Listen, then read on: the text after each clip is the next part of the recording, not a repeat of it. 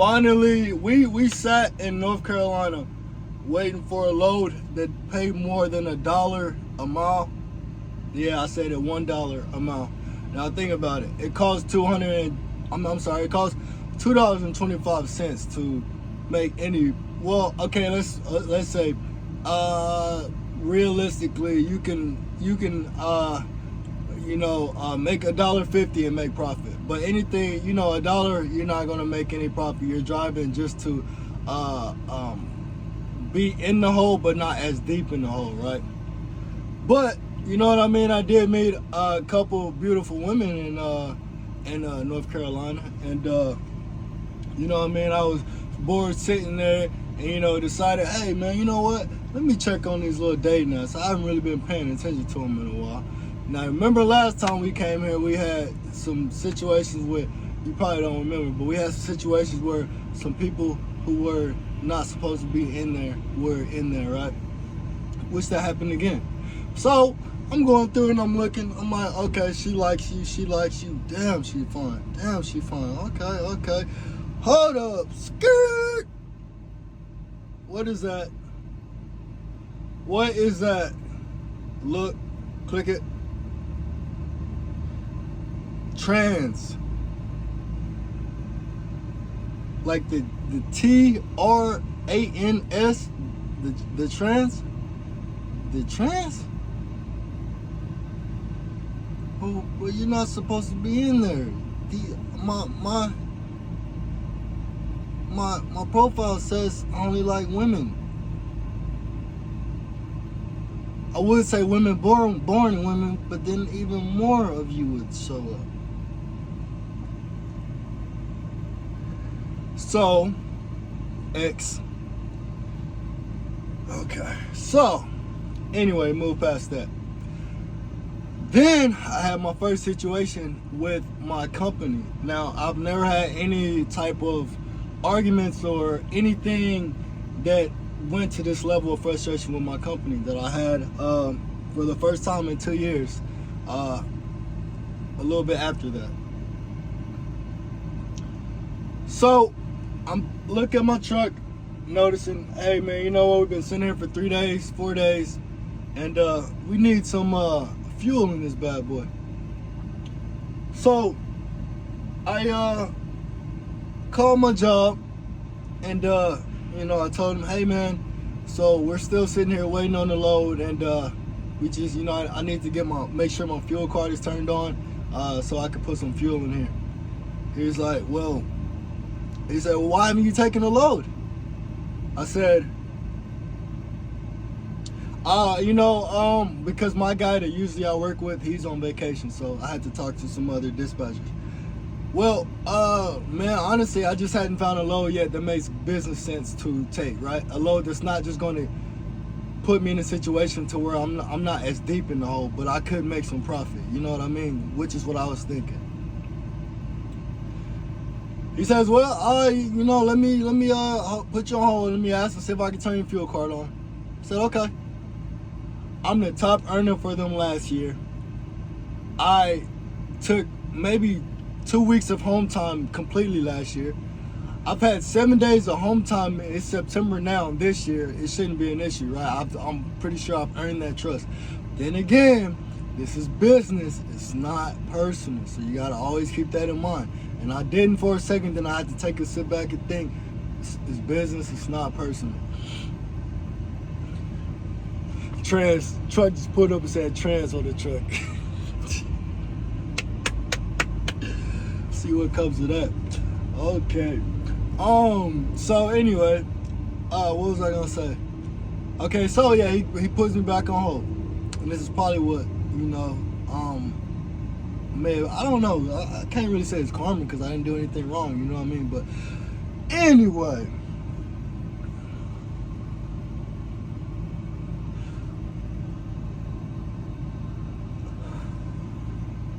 So he hops back on the phone.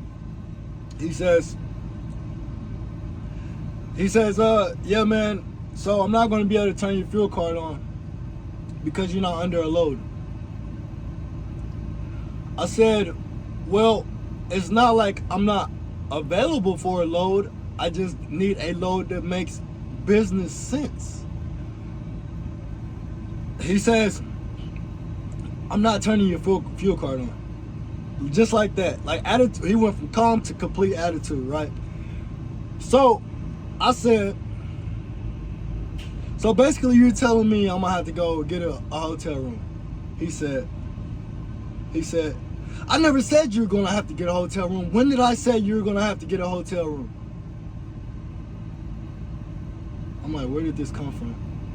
Okay. I'm like, well, you told me you weren't gonna turn my truck on. I mean, my fuel card on, so that means I'm gonna have to get a hotel room, right? He said, don't try to put me in your circle of logic. I said, is there anyone else I can speak to? Calm, just like that.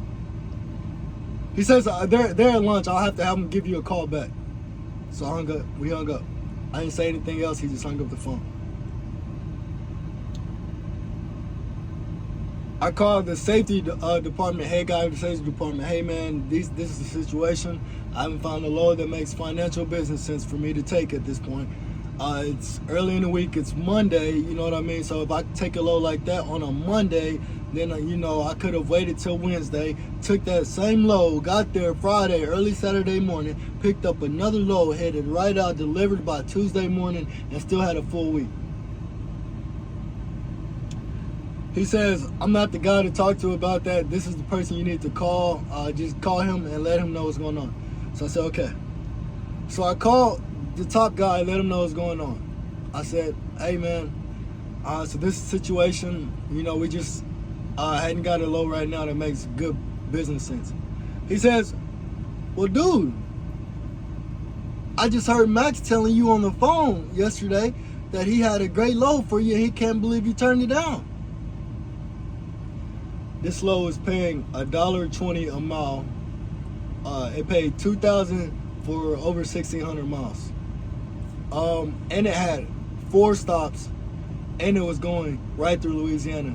And you know what's in Louisiana? Just hit Louisiana yesterday, where I would have been right there. Category 2 hurricane. So he said, Max can't believe you turned it down. He said, what? He said, why'd you turn it down? I said, you know that load is paying $1.20, right? $1.20 a mile, right? I didn't even say anything about the weather. He said, well, $1.20 is better than nothing just sitting there. This is Monday. If I wait to get a load Wednesday, pick up that load, deliver by Friday evening, Saturday morning, pick up another load, deliver by Tuesday morning, I have a full week. I've done it 10, 20 times. Every time it works. This is Monday. He's not turning my fuel card on because I've been sitting there 3 days not taking $1 per mile loads. He said, well, if you want your fuel card on, take the load.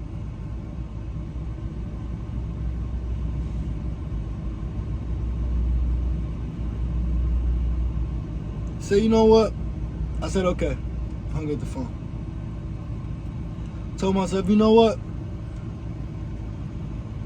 I'm gonna pay for the fuel out of my pocket anyway. I'll just pay for it. Only difference is I saw it and then I gave it away rather than I never saw it, right? Meaning, instead of them taking it out of my paycheck, they just gave it to me. I'm sorry, instead of them taking it out of my paycheck, I just paid it. You know what I mean? So I had it, then I gave it instead of never getting it. So it's like never like I ever had it anyway.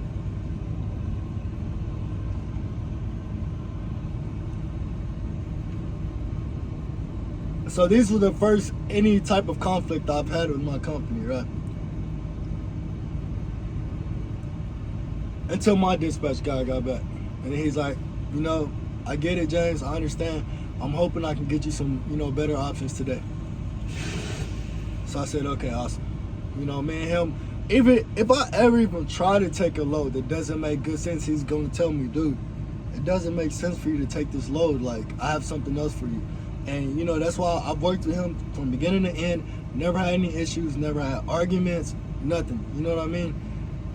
But I understand from the business aspect of it. I care what you make, but I care what the company makes more. You know what I mean? My job is to keep you moving. So that's understandable. So what I did was, you know what? I called my guy who got me on at the company. Hey man, bro, it's just, I'm not really feeling it right now, man. Like, just, now if I was making 3, 4, 5,000 a week, I could get it, you know what I mean? But he's like, dude, bro, I'm back at home every night with my girl, with my kids. I'm about to have another baby. I haven't even thought twice, and he left about 4 or 5 months ago, about going back over the road. And I make $1,700 a week. I said, where, when, how, what, and you know what I mean? Like, for real. So then he told me, and so I've been putting in job applications, and within 2 days, I've gotten 3 job offers for local jobs. Right now, they just 2 of them called me this morning, and one called yesterday. She's called every day. But at this point, I didn't realize how capable I was of really getting a local, decent paying job and being able to have home time and being able to, shower in my own shower, use my own bathroom, and you know what I mean, and go home to my own space, you know what I mean? So, it worked out, even though, it wasn't, and, it was, you can't take stuff like that personally with the fuel card because it's business. It's not like you just loan somebody money and then, you know what I mean? Like, I know you on a personal relationship. I don't care how good of friends we are. If the bottom line does not match up to what I am expecting or to progress the company, then if it's the bottom line of you, then it's always going to be the bottom line, right? So, anyway, now I'm in the realization that I can live anywhere in the country that I want to live and make good wages and support myself. Now the question is, where does James want to live?